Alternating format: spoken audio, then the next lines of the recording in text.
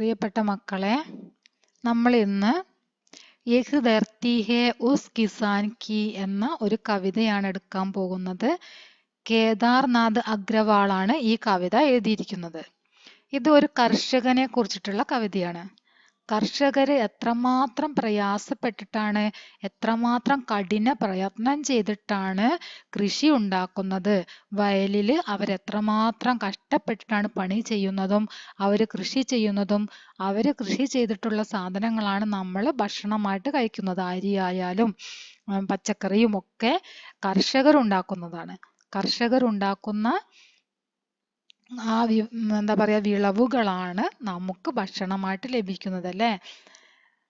അപ്പൊ എത്രമാത്രം കഷ്ടപ്പെട്ടിട്ടാണ് കർഷകര് ഇങ്ങനെയുള്ള കൃഷിയൊക്കെ ചെയ്യുന്നത് എന്ന് മനസ്സിലാക്കുന്ന രീതിയിലുള്ള ഒരു കവിതയാണ് കേദാർനാഥ് അഗ്രവാൾ എഴുതിയിരിക്കുന്നത്. എന്തൊക്കെയാണ് അദ്ദേഹം എഴുതിയിരിക്കുന്നത് എന്ന് നമുക്ക് നോക്കാം. യഹ് ധർത്തി ഹേ ഉസ് കിസാൻ കി. കിസാൻ എന്ന് പറഞ്ഞാൽ എന്താണ് അറിയോ? കിസാൻ എന്ന് പറഞ്ഞാൽ എന്താണെന്ന്? കിസാൻ എന്ന് പറഞ്ഞാൽ കർഷകൻ. എന്താണ് കിസാൻ? കർഷകനാണ് കിസാൻ. ഇവിടെ യഹ് ധർത്തി ഹേ ഉസ് കിസാൻ കി എന്നാണ് കവിതയുടെ പേര്. ധർത്തി എന്ന് പറഞ്ഞാൽ ഭൂമി. എന്താണ് ധർത്തി? ധർത്തി എന്ന് പറഞ്ഞാൽ ഭൂമി. കിസാൻ കർഷകൻ. കവി പറഞ്ഞിരിക്കുന്നത് എന്താണ്? കവിതയുടെ പേരായിട്ട് യഹ് ധർത്തി ഹേ ഉസ് കിസാൻ കി എന്നാണ് പറഞ്ഞത്. ഈ ഭൂമി ആ കർഷകന്റേതാണ്. എന്താണ്? ഈ ഭൂമി ആ കർഷകന്റേതാണ് എന്നാണ് ഈ കവിതയുടെ പേര്. യഹ് ധർത്തി ഹേ ഉസ് കിസാൻ കി ജോ ബൈലോം കെ കന്തോം പർ ബർസാത്ത് ഗാം മേം. ഈ ഭൂമി ആ കർഷകന്റേതാണ്. ജോ ബൈലോം യാതൊരാളാണോ, ജോ എന്ന് പറഞ്ഞാല് യാതൊരാളാണോ, ബൈലോം കെ, ബൈലോം എന്ന് പറഞ്ഞാൽ കാളകൾ, ബൈലോം കാളകൾ, ബൈലോം കെ കന്തോം, കന്തോം എന്ന് പറഞ്ഞാൽ തോളില്, തോളിൽ, ചുമലിൽ, ബൈലോം കെ കന്തോം പർ കാളകളുടെ ചുമലിൽ, ബർസാത്ത്, ബർസാത്ത് മഴ, ബർസാത്ത് മഴ, ഗാം വെയിൽ, ബർസാത്ത് മഴ, ഗാം വെയിൽ, ബർസാത്ത് ഗാമമേ മഴയിലും വെയിലിലും, ജുവാ ഭാഗ്യക്ക, ജുവ എന്ന് പറഞ്ഞാൽ നുകം, ജുവ നുകം, ജുവ എന്ന് പറഞ്ഞാൽ എന്താണ്? നുകം. ഭാഗ്യക്ക രഘു ദേത്താ ഹേ, ഭാഗ്യമാകുന്ന എന്നാണ് അർത്ഥം, ഭാഗ്യമാകുന്ന ജുവ. ഗൂൻ ചാടത്തി ഹുയി വായുമേം, ഗൂൻ രക്തം, ഗൂൻ എന്താണ്? രക്തം. ചാടത്തി ഹുയി, ഗൂൻ ചാടത്തി എന്ന് പറഞ്ഞാല് രക്തം വറ്റുന്ന, ഗൂൻ ചാടത്തി രക്തം വറ്റുന്ന, വായു, വായു ഹവ, ഹവ എന്ന് പറഞ്ഞാൽ കാറ്റ്, രക്തം വറ്റുന്ന കാറ്റ് എന്ന് പറഞ്ഞാല് ചൂടുള്ള കാറ്റിനെയാണ് ഉദ്ദേശിക്കുന്നത്, ചൂടുകാറ്റ്. രക്തം വറ്റുന്ന കാറ്റില് പൈനി കുസി ഗേത്ത് കെ ഭീത്തർ, പൈനി മൂർച്ചയുള്ള, പൈനി മൂർച്ചയുള്ള, പൈനി കുസി എന്ന് പറഞ്ഞാല് കലപ്പയുടെ മൂർച്ചയുള്ള ആ അഗ്രഭാഗം, മൂർച്ചയുള്ള ആ അറ്റത്ത് മൂർച്ചയുള്ള ഒരു ഭാഗം ഉണ്ടായിരിക്കും.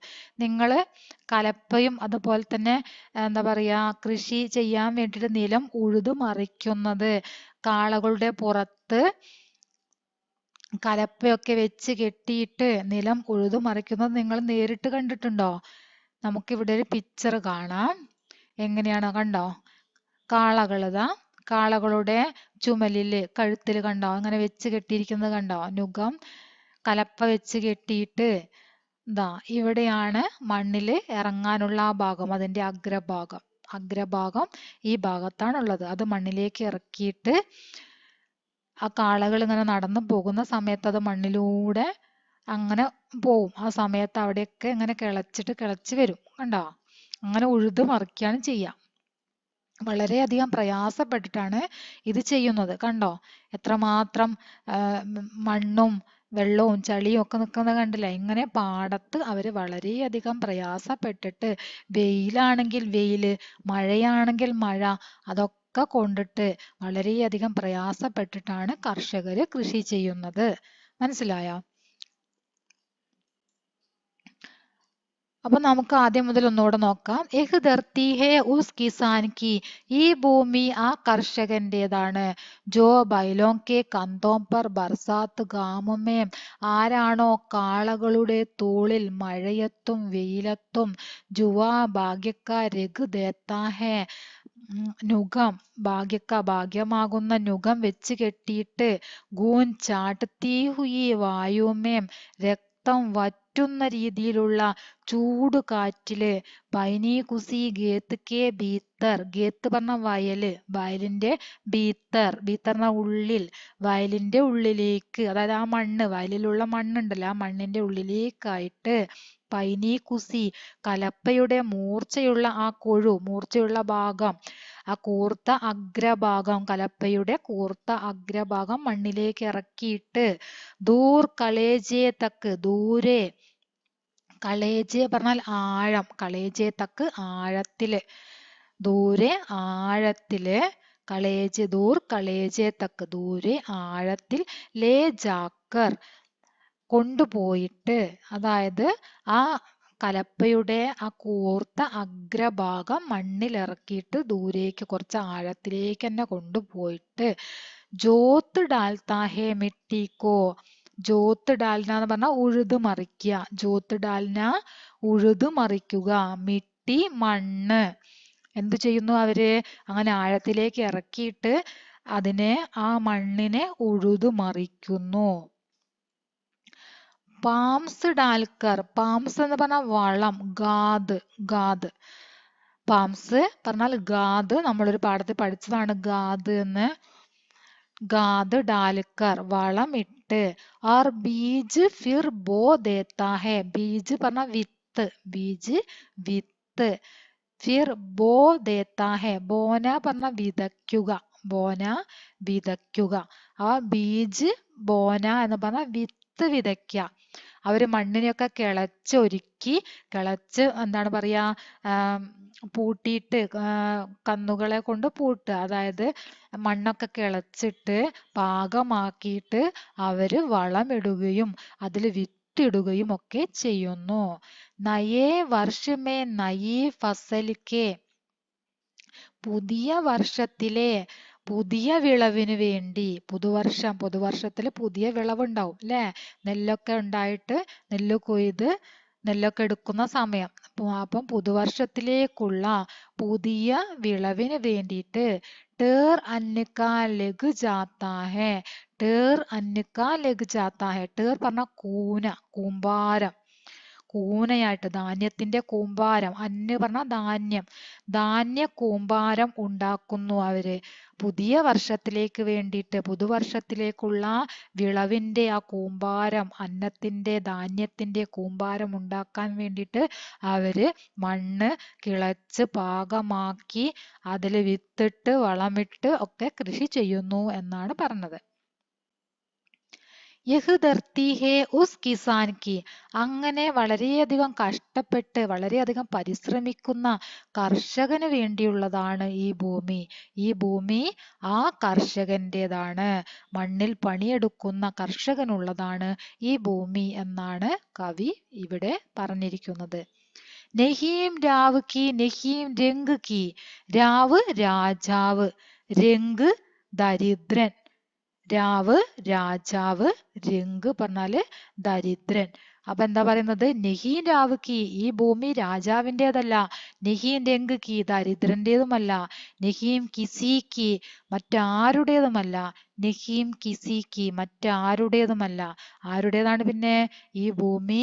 ധർത്തി ഹേ കേവൽ കിസാൻ കി, ഈ ഭൂമി കേവലം കർഷകന്റേതാണ്, കർഷകനുള്ളതാണ് ഈ ഭൂമി, ഭൂമിയിൽ പണി ചെയ്യുന്ന കർഷകനുള്ളതാണ് ഈ ഭൂമി എന്നാണ് കവി പറഞ്ഞിരിക്കുന്നത്. ഈ ഭാഗം ഒന്നുകൂടെ നോക്കാം. യഹ് ധർത്തി ഹേ ഉസ് കിസാൻ കി, ഈ ഭൂമി ആ കർഷകനുള്ളതാണ്. നഹീം രാവ് കി നഹീം രംഗ് കി, രാജാവിൻ്റെതല്ല ദരിദ്രന്റേതുമല്ല മറ്റാരുടേതുമല്ല മറ്റാരുടേതുമല്ല. ഭൂമി കേവലം കർഷകന്റേതാണ്. यह धरती है उस किसान की जो मिट्टी का पूर्ण पारखी, जो मिट्टी के संग साथ ही, ഈ ഭൂമി ആ കർഷകന്റേതാണ്. ജോ മിട്ടിക്ക പൂർണ്ണ പാരക്കി, ആരാണോ മണ്ണിന്റെ പൂർണ്ണമായിട്ടുള്ള പരീക്ഷകൻ, മണ്ണിനെ പരീക്ഷിക്കുന്ന ആള് ആരാണോ അവനുള്ളതാണ് ഈ ഭൂമി, അതായത് കർഷകനുള്ളതാണ് ഈ ഭൂമി എന്നാണ് കവി പറഞ്ഞിരിക്കുന്നത്. ജോ മിട്ടിക്ക് സംഗ് സാത്ത് ഹി, ആരാണോ എല്ലാ സമയത്തും മണ്ണിനോടൊപ്പമുള്ളത്. ജോ മിട്ടിക്ക് സംഗ് സാത്ത് ഹി, മണ്ണിനോടൊപ്പം, എപ്പോഴും മണ്ണിന്റെ കൂടെ, മണ്ണിൽ ഓരോ കാര്യങ്ങൾ ചെയ്തുകൊണ്ട്, കൊത്തിക്കിളച്ച് കൃഷി ചെയ്തുകൊണ്ട് മണ്ണിന്റെ കൂടെ ഉള്ളത് ആരാണോ അവനുള്ളതാണ് ഈ ഭൂമി. തബ്കർ, ഗൽക്കർ, മർക്കർ. തബ്കർ എന്ന് പറഞ്ഞാല് ചൂട്, ചൂട് കൊണ്ട് ജ്വലിക്കുക. തബ്കർ, തബ്കർ പറഞ്ഞാൽ ജ്വലിച്ചിട്ട്, കത്തി ജ്വലിക്കുക. സൂര്യന്റെ ചൂടിലൊക്കെ ശരീരം കത്തി ജ്വലിക്കും അല്ലേ. നല്ല വെയിലത്താണ് അവർ പണി ചെയ്യുക. അപ്പൊ ആ വെയിൽ കൊണ്ടിട്ട് അവരുടെ ശരീരമൊക്കെ ചുട്ടുപൊള്ളും, ജ്വലിക്കും. തബ്കർ. ഗൽക്കർ, ഗൽക്കർ എന്ന് പറഞ്ഞാൽ ഉരുക. ഗൽക്കർ എന്താണ്? ഉരുകുക. എങ്ങനെയാണ് ഉരുകുക? അവര് വിയർത്തൊലിക്കൂലേ ജോലി ചെയ്തിട്ട്. അവര് വെയിലൊക്കെ കൊണ്ട് കഷ്ടപ്പെട്ട് വളരെയധികം കഠിന പ്രയത്നം ചെയ്യുമ്പോൾ അവരുടെ ശരീരമൊക്കെ ഉരുകി ഒലിക്കും. ഉരുകിയിട്ട് വെയിൽ കൊണ്ട് ഉരുകിയിട്ട്. മർക്കർ, വളരെയധികം കഠിന പ്രയത്നം ചെയ്തിട്ട്. ഗബാ രഹാ ഹേ ജീവൻ അപ്ന, അവര് അവരുടെ ജീവിതം എന്താണ് ചെയ്യുന്നത്?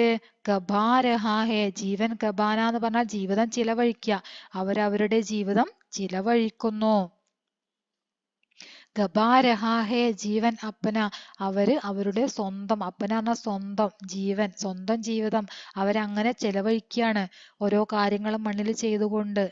ദേഖ് രഹാ ഹേ മിട്ടി മേ സോനെ കാ സപ്ന, ആ സമയത്തും അവരെന്താണ് കാണുന്നത്? എന്തു സ്വപ്നമാണ് അവർ കാണുന്നത്? സപ്ന എന്ന് പറഞ്ഞാൽ സ്വപ്നം. സോനേക്ക, മിട്ടി മേ സോനേക്ക സപ്ന, മിട്ടി മണ്ണ്, മണ്ണിൽ സ്വർണം വിളയുന്ന സ്വപ്നമാണ് അവർ കാണുന്നത്. അവരെന്താണ് കാണുന്നത്? അവർ വളരെയധികം കഠിന പ്രയത്നം ചെയ്ത് ഭൂമിയിൽ കൃഷി ചെയ്യുന്ന സമയത്ത് അവർ സ്വപ്നം കാണുന്നത് മണ്ണിൽ സ്വർണം വിളയുന്ന സ്വപ്നമാണ് അവർ കാണുന്നത്. എന്താ മണ്ണിൽ സ്വർണം വിളയാന്ന് പറഞ്ഞാല്? നല്ല വിളവ് ലഭിക്കുക അല്ലേ. അവര് ചെയ്യുന്ന കൃഷിക്ക് നല്ല വിളവ് ലഭിക്കുന്നതായിട്ട് അവര് സ്വപ്നം കാണുന്നു. മിട്ടിക്ക് മഹിമ ഗാത്താ ഹേ, അവര് മണ്ണിന്റെ മഹത്വം പാടുന്നു. മിട്ടി മണ്ണ്, മഹിമ മഹത്വം, ഗാത്താ ഹേ പാടുന്നു.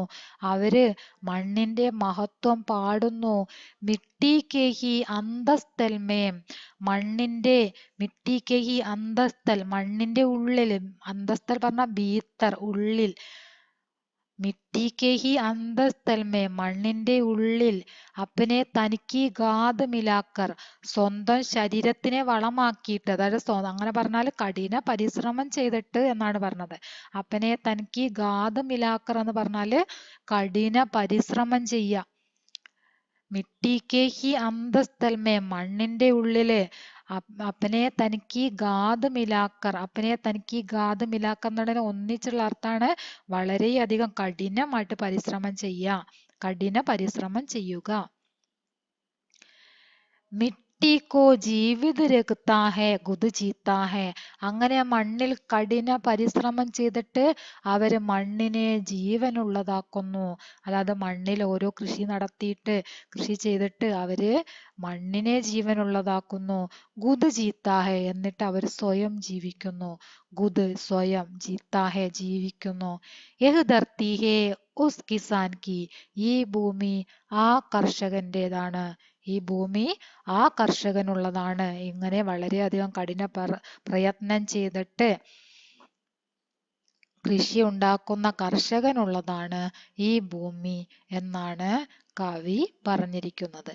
വളരെ മനോഹരമായ ഒരു കവിതയാണിത്. ഇതിലുള്ള മീനിങ് ഒക്കെ നിങ്ങൾ നന്നായിട്ട് പഠിക്കുക. എല്ലാ മീനിങ്ങും പറഞ്ഞിട്ടുണ്ട്. നിങ്ങൾ പഠിക്കുന്ന സമയത്ത് നിങ്ങളുടെ ടെക്സ്റ്റ് ബുക്ക് അടുത്ത് വെച്ചിട്ട് തന്നെ ഇതിൽ കേട്ട് പഠിക്കണം. ആ സമയത്ത് നിങ്ങൾക്ക് മീനിങ് എഴുതിയെടുക്കാൻ വളരെ സിമ്പിൾ ആയിരിക്കും. അപ്പോൾ ഇന്നത്തെ ക്ലാസ് അവസാനിക്കുകയാണ്. എല്ലാവരും കണ്ടു പഠിക്കും എന്ന് കരുതുന്നു. നിങ്ങൾക്ക് ക്ലാസ് ഇഷ്ടപ്പെട്ടിട്ടുണ്ടെങ്കിൽ നിങ്ങൾ ലൈക്ക് ചെയ്യാൻ മറക്കരുത്.